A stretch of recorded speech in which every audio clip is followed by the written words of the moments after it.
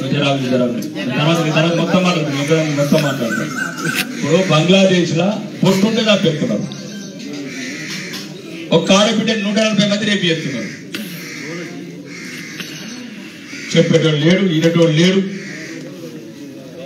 ఏం చేసుకుంటారు ఈ భూములు? ఏం చేసుకుంటారు పెద్దలు? ఇళ్ళకి వచ్చి భార్య పిల్లలు ముంగడ కళ్ళ ముంగడ అత్యాచారం చేస్తున్నారు, కుర్చీ ఏలాగా చెప్తున్నారు.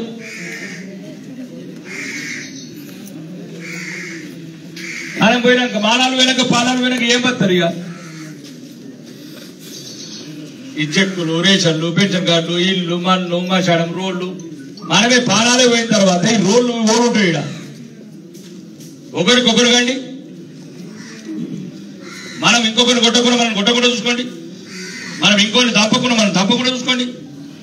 ఇంకోని తిట్టకుండా మనం తిట్టకుండా చూసుకోండి. మన వాళ్ళు తిట్టే అవసరం లేదు, కొట్టే అవసరం లేదు, చంపే అవసరం లేదు. మనకి ఇంకోటి కొట్టకుండా కూడా చూసుకోవాలి కదా. ఏ పార్టీలు? కాంగ్రెస్లున్నా, ఏ మిగతా బీఆర్ఎస్లున్నా, కమ్యూనిస్టులున్నా ధర్మం వచ్చినప్పుడు అందరూ ఒకటి కావాలా? ముస్లింలు అవుతలేరా?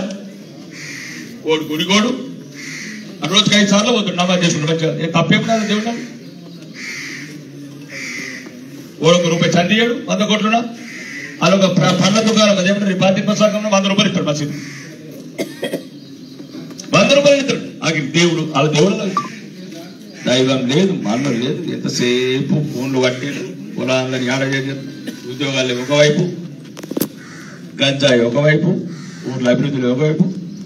కాబట్టి దయచేసి ముందు ఈ స్థానిక సమస్యలు ఏమైతున్నాయి ఇవన్నీ ఇప్పుడు నీకు రేషన్ కార్డు కావాలి. రేషన్ కార్డు మరి డబ్బున్నోళ్ళకి వచ్చినప్పుడు ఏమి ఎందుకు అడగలను? ఇప్పుడున్న రేషన్ కార్డు సగం మంది డబ్బున్నోళ్ళకి వచ్చినాయి. పోయాడు ఇంటికాడ ఎందుకు కూర్చొని?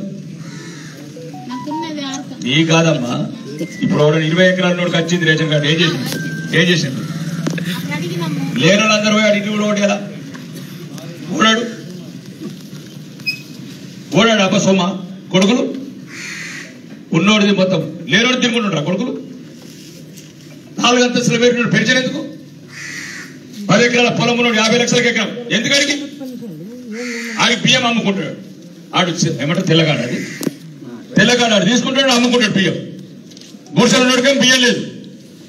ఇక నేను ఒకటి సర్పంచ్ చేసిన, ఒక నేను ఎమ్మెల్యే చేసిన, ఒక నేను మంత్రి చేసిన, మా తాతయ్య ఎంపీటీసీ ఉండే, మా పాపే ఉండే, నేనే ఉండాలి. ఇప్పుడు మా మున్నూరు కాపోడు ఉండే, మున్నూరు కాపాడే ఉండాలా?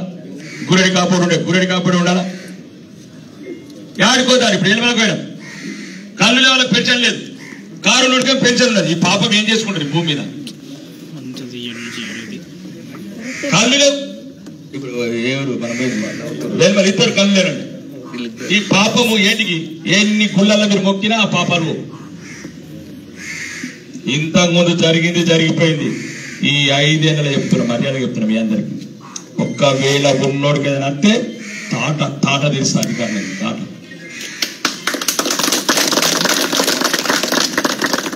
రెండు ఇళ్ళలోకి ఇల్లు ఇత్తివి, పెన్షన్ 3 పెన్షన్, ఒకటి ఇంట్లో 3 పెన్షన్లు ఇత్తివి. లేనోడు సావాలా, ఏడ్చి అని చావాలా. ఇక మేమంతా 3 నెలలకోసారి ఏదో చెప్తారు. ఒకటి దండ ఎత్తాడు, ఒకటి చాలు ఎత్తాడు. ఆ డాక్టర్ నుంచి అంటే జై శ్రీరామన్ ఒకడు, జై రాహుల్ గాంధీ అని ఒకడు. కాబట్టి దయచేసి మీ అందరినీ అంటే నా కుటుంబ సభ్యులు అడుగుతాం, మిమ్మల్ని మీరే రక్షించుకోవాలా, మీ సమస్యలు మీరే పరిష్కరించుకోవాలా.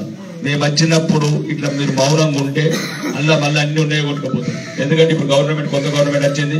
నెక్స్ట్ మంత్ నుంచి రేషన్ కార్డులు ఇస్తున్నది. ఆ రేషన్ కార్డులు ఇచ్చినప్పుడు మీరు అందరూ జాగ్రత్తగా ఉండాలి. మళ్ళీ ఇళ్ల స్థలాలు ఉన్న వాళ్ళకి 5 లక్షలు ఇస్తున్నారు ఈసారి. ఎస్సీలకి ఒక ఫోన్లకి ఎస్సీలకి 6 లక్షలు ఇస్తున్నారు.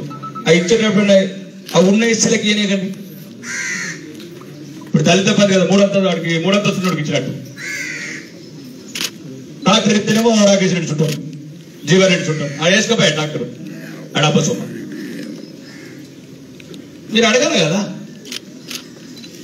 ఇప్పుడు గాంధారికి వచ్చింది, మీకు ఇప్పుడు గాంధారికి వచ్చిన అందరికి సుఖం చూపేందుకు వచ్చిన నువ్వేం టెన్షన్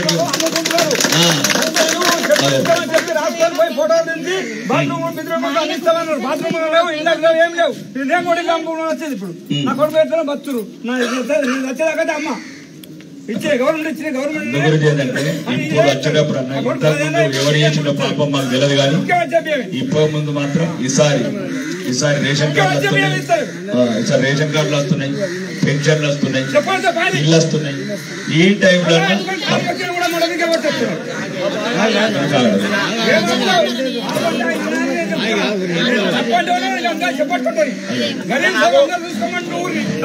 సరే సరే ఏమన్నా పర్లేదు.